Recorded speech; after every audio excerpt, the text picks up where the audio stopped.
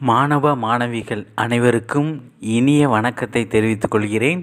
நாம் 5ஆம் வகுப்பு முதல் பருவத்தில் பக்க எண் 13இல் இருக்கும் கற்கண்டு பகுதியில் உள்ள மரபுச்சொற்கள் என்ற இலக்கண பகுதியை தான் பார்க்க இருக்கிறோம். பாடப்பகுதிக்கு செல்வோமா? மரபுச்சொற்கள். மரபுச்சொல் என்பது என்ன என்பது தெரிஞ்சுக்கணும். மரபுச்சொல் என்பது நமது முன்னோர்கள் எந்த ஒரு பொருளையும் எந்த சொல்லால் சொன்னார்களோ அதே சொல்லால் சொல்லுவதே மரபு சொல் என்பதாகும்.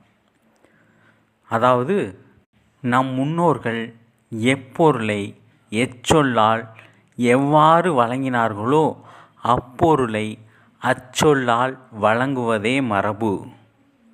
இப்பொழுது நாம் ஒலி மரபு சொற்கள் என்ற பகுதியை பார்க்க இருக்கிறோம். ஒலி என்றால் சத்தம். விலங்குகள், பறவைகள், பூச்சிகள் இவையெல்லாம் சத்தமிடும், அதாவது கத்தும். பூனை எப்படி கத்தும்? மியாவ் மியாவுன்னு கத்தும்ல, அதுபோல் ஒவ்வொரு விலங்கினங்களும் கத்தும். அந்த சத்தத்தை நமது முன்னோர்கள் எவ்வாறு அழைத்தார்கள் என்பதை தான் நம்ம இப்போ பார்க்க இருக்கிறோம். குரங்கு ஒலி எழுப்புவதை என்னன்னு சொல்லுவாங்க முன்னோர்கள்? குரங்கு அலப்பும். குயில் ஒலி எழுப்புவதை குயில் கூவும். ஆடு ஒலி எழுப்புவதை ஆடு கத்தும். சிங்கம் எப்போதும் எப்படி இருக்கும்? கம்பீரமாக இருக்கும்ல காட்டில், அதனால் கர்ஜிக்கும். சிங்கம் கர்ஜிக்கும், அப்புறம் முழங்கும் என்று 2 சொற்களால் வழங்குவார்கள். நாய் ஒலி எழுப்புவதை என்னன்னு சொன்னாங்க? நாய் குரைக்கும். புலி ஒலி எழுப்புவதை என்னன்னு சொன்னாங்க? புலி உருமும். யானை ஒலி எழுப்புவதை யானை பிளிரும். ஆந்தை ஒலி எழுப்புவதை என்னன்னு சொன்னாங்க? ஆந்தை அலறும். மயில் ஒலி எழுப்புவதை என்னன்னு சொன்னாங்க? மயில் அகவும். பாம்பு என்ன பண்ணும்? சீரும். அதனால் பாம்பு ஒலி எழுப்புவதை பாம்பு சீரும் என்று நமது முன்னோர்கள் ஒலி மரபு சொற்களாக பயன்படுத்தினார்கள்.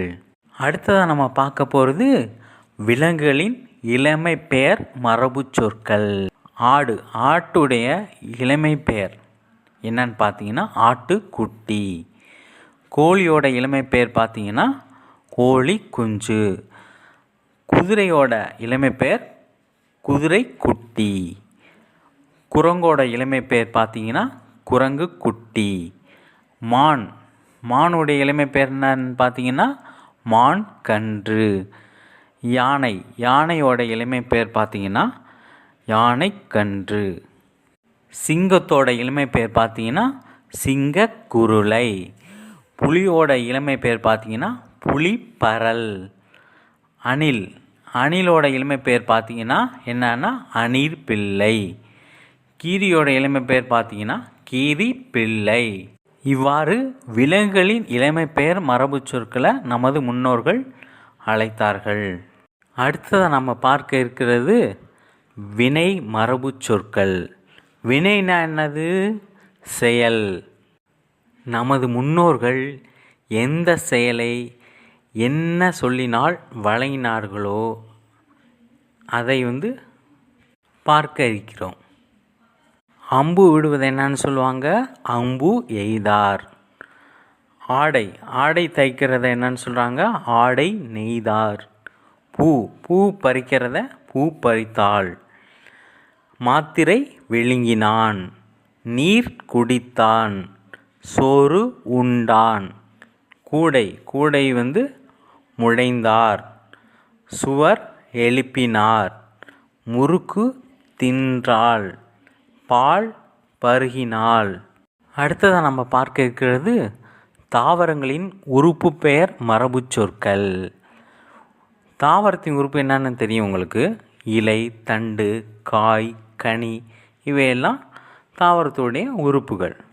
இவற்றை நமது முன்னோர்கள் எவ்வாறு வழங்கினார்கள்? ஒவ்வொரு தாவரத்திற்கும் ஒவ்வொரு பெயர் இருக்கும். அதுபோல் அதனுடைய பகுதிகளுக்கும் உறுப்புகளுக்கும் ஒரு பெயர் இருக்கும். அதை எவ்வாறு வழங்கினார்கள் என்பதை இப்போ நம்ம பார்க்க இருக்கிறோம். மாமரம், பலாமரம், வாழை மரம் இவற்றுடைய இலை என்ன சொல்லுவாங்க? நமது முன்னோர்கள் இலைன்னு தான் சொல்லுவாங்க. ஈச்சம், தென்னை, பனைமரம் இவை மூன்றுக்கும் என்னன்னு சொல்லுவாங்க? அதனுடைய இலையை ஓலை என்று அழைப்பார்கள். அதாவது ஈச்சம் ஓலை, தென்னை ஓலை, பனை ஓலை என்று நமது முன்னோர்கள் மரபு சொல்லால் வழங்கினார்கள். சிறுதானிய வகைகளான கம்பு, கேழ்வரகு, சோளம் இவற்றுடைய தண்டு பகுதி என்ன அழைத்தார்கள்? தட்டை என்று அழைத்தார்கள். நெல், புல், திணை இவற்றுடைய இலைப்பகுதியை எவ்வாறு அழைத்தார்கள் என்று பார்த்தோம்னா தாள் என்று அழைத்தார்கள்.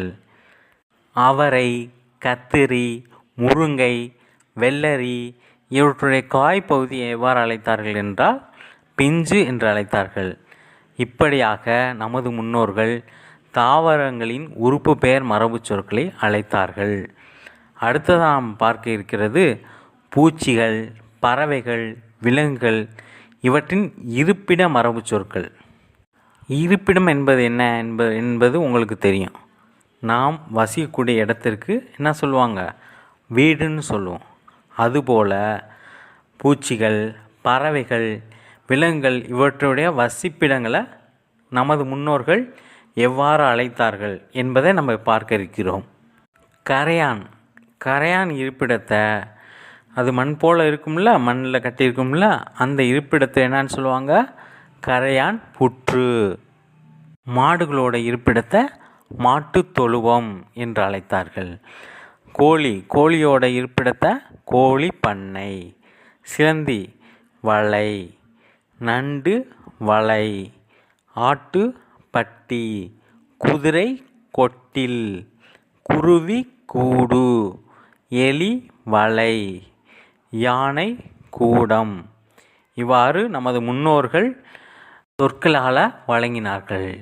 இவற்றையே நாம் மரபு சொற்கள் என்கிறோம். இந்த மரபு சொற்களை நாமும் பயன்படுத்தி தமிழ் மொழியின் மரபை காப்போம். மாணவ செல்வங்களே, இந்த சொற்களை நன்கு வாசித்து படித்து கொள்ளவும். நாம் அடுத்த பகுதியில் அடுத்த பாடத்தை தொடர்ந்து பார்ப்போம். நன்றி மாணவ கண்மணிகளே.